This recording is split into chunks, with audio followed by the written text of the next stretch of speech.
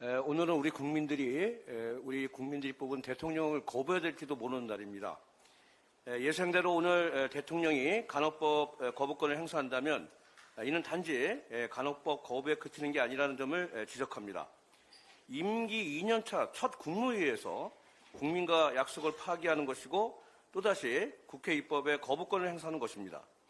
앞으로 국정운영 기조로 소통 거부, 통합 거부, 협치 거부를 공식화하는 것이나 다름없습니다.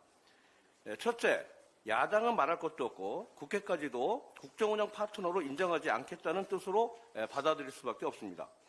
야당이 단독으로 만든 법안도 아니고 조속으로 처리한 법안도 아닙니다. 대통령 자신의 약속이고 여야 의원이 함께 법안을 발의했고 여야 합의로 상임위 조정안을 마련했다는 사실을 대통령도 모르지 않으실 겁니다.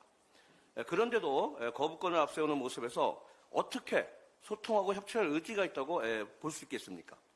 둘째, 거부권 말고는 해법과 대안을 찾으려는 그 어떤 노력도 보인 적이 없습니다.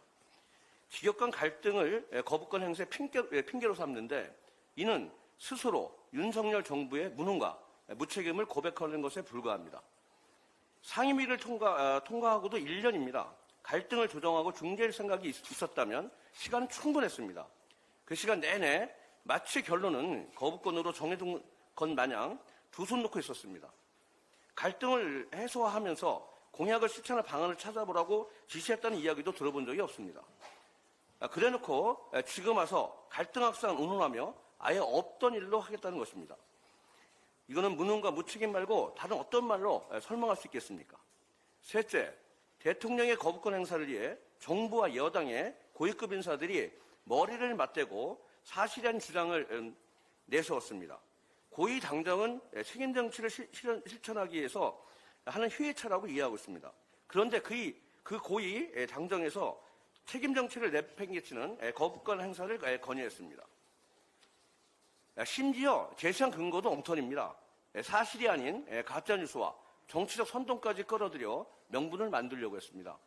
대통령의 거부권이라는 정해진 결론대로 가기 위해 사실도 왜곡할 수 있다는 것을 보여준 겁니다. 참담한 일입니다. 국민 통합을 약속하지 않았습니까? 거짓과 왜곡은 분열의 도구이지 통합의 도구가 아닙니다. 결국 대통령의 거부권 행사는 지난 1년처럼 앞으로도 달라지지 않겠다. 국민과 야당이 뭐라고 비판하든 앞으로도 내가 하고 싶은 대로 하겠다는 으름장입니다. 국민과 야당, 더 나아가 국회를 위협하는 것입니다. 국민과 야당, 국회가 싸우겠다는 선언을 멈춰야 합니다. 더는 대한민국을 혼용무도한 상황으로 몰아가지 마시고 즉각 간호법을 공포할 것을 촉구합니다.